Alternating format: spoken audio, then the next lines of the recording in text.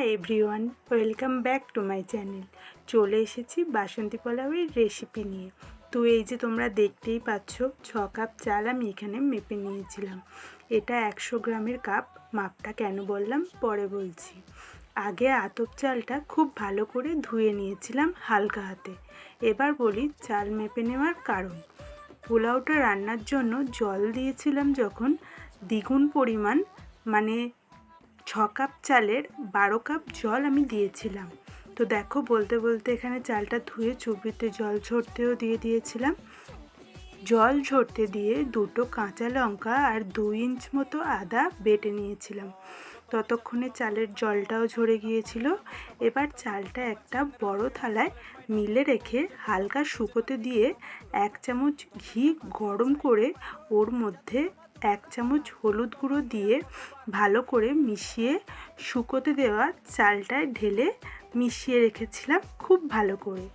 এই টিপসটা আমি অতনুর রান্নাঘরের শেফ অতনুর রান্না দেখে অ্যাপ্লাই করেছিলাম। কিছুদিন হলো আমি ওনার রান্না দেখা শুরু করেছি।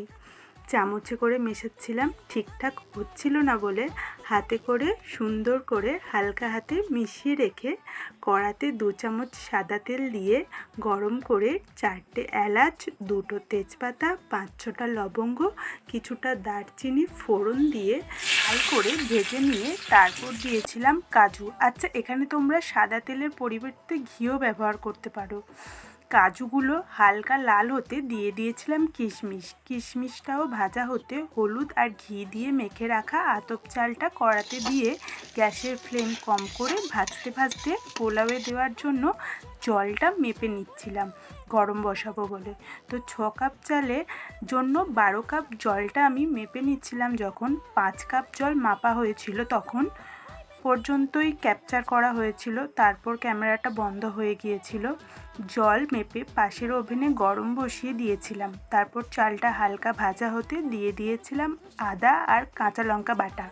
কাঁচা লঙ্কা বাটা দিয়ে ভালো করে ভেজে ওর মধ্যে গরম জলটা দিয়ে 2টো চেরা কাঁচা লঙ্কা, স্বাদ মতো নুন, চিনি আর 1 চামচ ঘি দিয়ে ঢাকা দিয়ে 5 মিনিট কুক হতে দিয়েছিলাম। ফিরে আসলাম 5 মিনিট পর। 5 মিনিট পর ঢাকা খুলে নুন চিনির পরিমাণ টেস্ট করেছিলাম। দেখলাম নুন চিনি কম হয়েছিল, তাই আবারও কিছুটা নুন চিনি দিয়েছিলাম স্বাদ মতো। প্রথমে কম করে দিয়েছিলাম যাতে নুন চিনি বেশি না হয়ে যায়, তাই একবার টেস্ট করে আবারও দিয়েছিলাম। নুন চিনি দিয়ে আবারও ঢাকা দিয়ে 5 মিনিটের জন্য কুক হতে দিয়েছিলাম। আবারও 5 মিনিট পর ঢাকা খুলে দেখলাম পোলাওটা প্রায় হয়েই এসেছে, কিন্তু তখনও হালকা মাখা মাখা ভাব ছিল। তাই গ্যাস অফ করে দিয়ে রেখে দিয়েছিলাম কিছুক্ষণ, যাতে পোলাওটা ঝরঝরে হয়ে যায়। দেখতেই পাচ্ছ তোমরা পোলাওটা কতটা ঝরঝরে হয়েছে। এবার পোলাওটা কড়া থেকে একটা ডেচকিতে ঢেলে নিয়েছিলাম। তারপর যখন খেতে দেওয়ার জন্য সার্ভ করছিলাম তখন একটু ক্যাপচার করেছিলাম। সেদিন আমাদের বাড়িতে হয়েছিল চিকেন কষা আর পোলাও। পোলাওটা তো আমি বানিয়েছিলাম, তোমাদের সাথে শেয়ার করলাম, দেখলেই তোমরা। আর চিকেন কষাটা বানিয়েছিল আমার মা। ভিডিওটা শেষ পর্যন্ত দেখার জন্য অনেক অনেক ধন্যবাদ। প্রায় 6 থেকে 7 মাস পর আবারও ভিডিও বানানো শুরু করলাম। একটু ব্যস্ততার জন্য ভিডিও বানানো বন্ধ ছিল। যদি ভিডিও ভালো লাগে তো লাইক, শেয়ার আর কে কোথা থেকে দেখছো আমার ভিডিও কমেন্ট করে জানিও। আর আমার চ্যানেলে নতুন হলে ভালো লাগলে চ্যানেলটা সাবস্ক্রাইব করে দিও। আজ এইটুকুই, আসি, টাটা।